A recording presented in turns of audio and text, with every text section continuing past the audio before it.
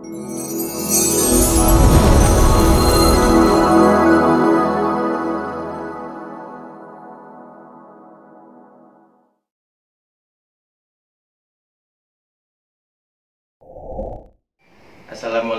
warahmatullahi wabarakatuh.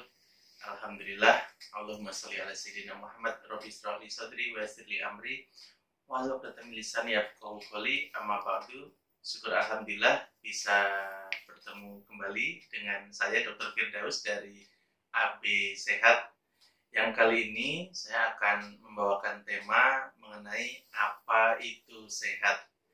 Jadi setiap diri kita itu selalu bercita-cita, berkeinginan, bertujuan bagaimana mencapai kondisi sehat. Tetapi jika ditanya apa sebenarnya sehat, definisinya apa, kriterianya apa, indikatornya apa, saya yakin dari semua diri kita akan mempunyai jawaban yang berbeda-beda, sangat subjektif, sangat berbeda-beda tergantung pengetahuan, latar belakang pendidikan, kemudian pemahaman. Setiap orang tentu akan punya jawaban yang berbeda-beda. Nah, seringkali bahwa ternyata ada saudara kita yang mendefinisikan sehat sendiri kurang tepat. Maka dalam kesempatan kali ini saya izinkan saya untuk membawakan tema apa itu sehat. Nah, saya akan ambil literatur atau referensi dari definisi sehat menurut WHO, ya, supaya lebih universal dan umum lah begitu.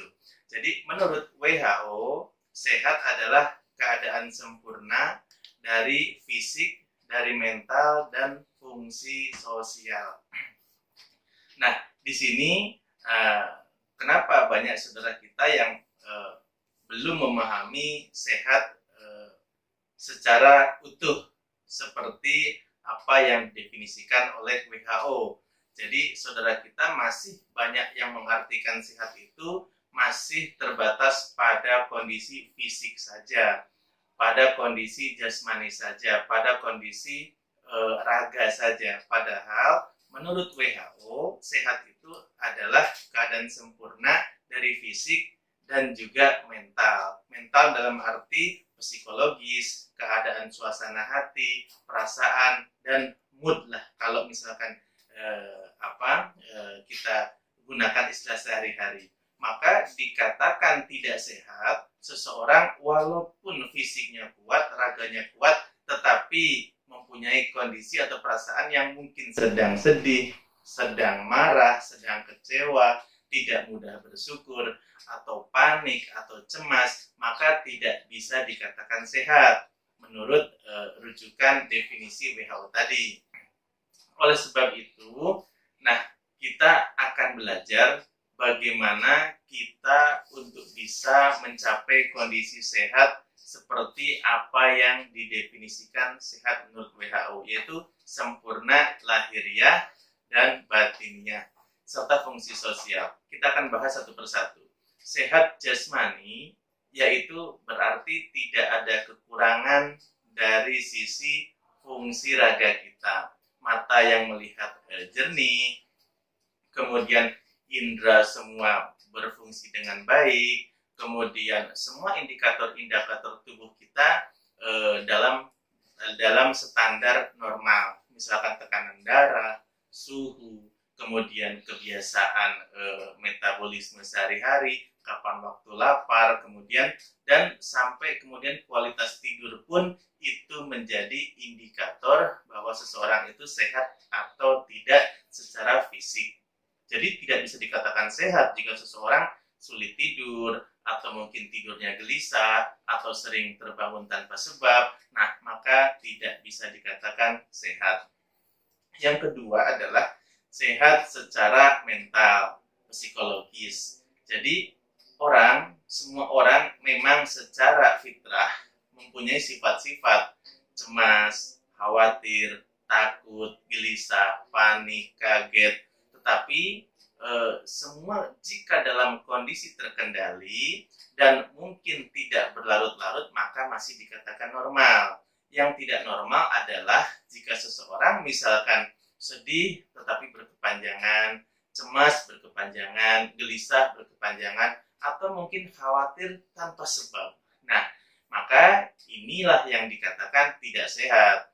Karena tidak sehat, ya kita artikan itu sebagai penyakit. Karena membuat seseorang gagal mencapai kondisi sempurna sehatnya yang seperti didefinisikan WHO tadi, bahwa seseorang itu harus sehat fisik dan sehat mental. Sehat mental itu bisa diartikan adalah perasaan yang nyaman, yang gembira, yang penuh syukur, dan itu merupakan kondisi indikator terbaik. Jadi kalau seseorang itu sedang mungkin cemas, maka tidak bisa dikatakan sehat. Dia harus hilangkan cemasnya, seperti itu. Yang ketiga adalah fungsi sosial. Tentunya adalah kemampuan orang untuk beradaptasi dengan semua watak, dengan semua kebiasaan orang sekitarnya, dan mampu bekerja produktif, mampu berpikir dan mampu berfungsi tim, mungkin dengan rekan kerja, di keluarga, atau dengan di tengah-tengah masyarakat, seperti itu. Jadi 3 hal tadi harus sempurna: fisik, mental, dan fungsi sosial. Nah, ada yang mengatakan bahwa hal ini sulit, dokter, bahwa tidak mungkin seseorang itu mencapai sempurna semuanya, dan memang betul, namanya kesehatan itu memang sesuatu yang harus diusahakan, harus diperjuangkan. Jadi memang tidak mudah. Oleh sebab itu, langkah pertama adalah inventarisir apa yang kurang pada diri kita. Jika misalkan ada kekurangan dari sisi fisik, kita ada yang kita bisa perbaiki, ada yang tidak bisa kita perbaiki. Yang tidak bisa kita perbaiki misalkan genetik, faktor usia, atau mungkin sakit-sakit yang sudah terlanjur kronis misalkan. Maka itu sesuatu yang tidak bisa diperbaiki. Paling bisa kita kemudian kurangi penderitaan, atau mungkin kita buat mungkin lebih nyaman sehingga mampu produktif, tidak mengganggu aktivitas sehari-hari. Tetapi untuk hal-hal yang bisa kita upayakan, bisa kita ikhtiar, maka kita wajib berikhtiar untuk menuju sehat. Jadi wilayah kita adalah wilayah wajib berikhtiar, seperti itu. Adapun sehat dan sakit itu adalah hadiah dari Allah, betul. Tetapi itu wilayah Allah, bahwa kita kalau sudah berusaha, maka sehat pun baik, sakit pun baik, semua ada hikmahnya. Tetapi tetap wilayah kita adalah wilayah ikhtiar. Kita harus maksimal berusaha. Bahkan kita mungkin masuk ke golongan dolim jika kita memang malah sengaja kita mengundang kemudaratan. Misalkan secara sunatullah ada kegiatan kita, aktivitas kita yang secara sunatullah itu dapat mengakibatkan kemudaratan misalkan, tetapi kita tidak menghindarinya, maka kita tergolong dolim terhadap diri sendiri, dolam itu nafsi. Sehingga dengan konsep bahwa kita wajib ikhtiar, berusaha untuk sehat, maka apapun yang kita lakukan untuk menuju sehat, kita bisa niatkan itu sebagai ibadah. Karena sebetulnya sejatinya badan kita ini adalah titipan dari Allah yang harus kita jaga, harus kita rawat. Jangan kita kemudian berbuat kemudaratan, seperti itu. Jadi apapun langkah kita menuju sehat, insya Allah ada sisi amal baik, sisi pahala yang Allah akan berikan pada kita, seperti itu. Yang kedua adalah kita harus menginventarisir ada penyakit apa dari sisi psikologis kita. Banyak orang tidak sadar bahwa dirinya mempunyai penyakit dari sisi psikologis. Jadi ada orang yang mempunyai misal kebiasaan pemarah, dia tidak sadar bahwa pemarahnya tersebut adalah penyakit. Ada orang cemasan yang berlebihan, dia tidak sadar bahwa sebetulnya cemasan itu adalah penyakit. Nah, bagaimana mungkin bisa berupaya, bisa nyari obat, bisa memperbaiki diri jika dia sendiri tidak sadar bahwa ada penyakit di dirinya, ada penyakit di psikologisnya. Maka langkah yang paling penting untuk menuju sehat dari sisi psikologis adalah menginventarisir adakah penyakit di hati kita, adakah penyakit di psikologis kita, adakah penyakit di mental kita.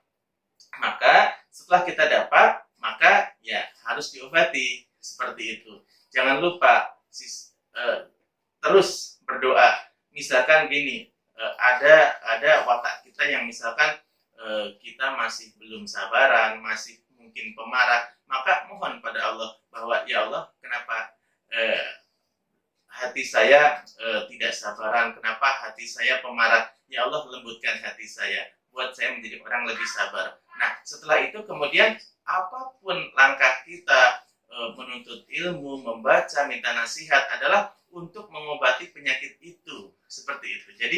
Jadi kita harus mampu menemukan penyakit apa yang ada di diri kita dan kita kemudian upayakan untuk mengobati, seperti itu.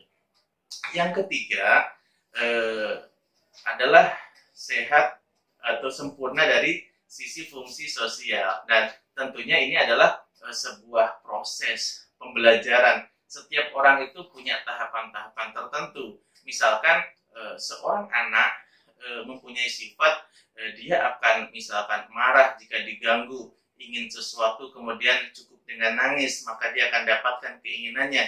Nah, kemudian dengan perjalanan usia, maka kita harus tumbuh. Bagaimana sifat kekanakan kemudian pada remaja berubah, pada dewasa berubah, kemudian nanti menginjak usia kita yang sudah menginjak 45 tahun, 50 tahun, kita sudah menjadi pribadi yang bijaksana. Itu adalah pertumbuhan mental dan fungsi sosial.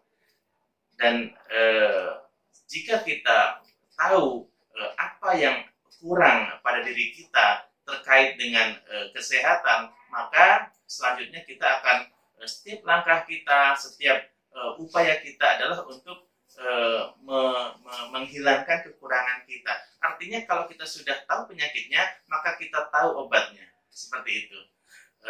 Mungkin itu saja yang dapat saya sampaikan. Mudah-mudahan bermanfaat untuk diri saya pribadi dan mudah-mudahan bermanfaat untuk para pemirsa semuanya. Kurang lebihnya saya mohon maaf. Assalamualaikum warahmatullahi wabarakatuh.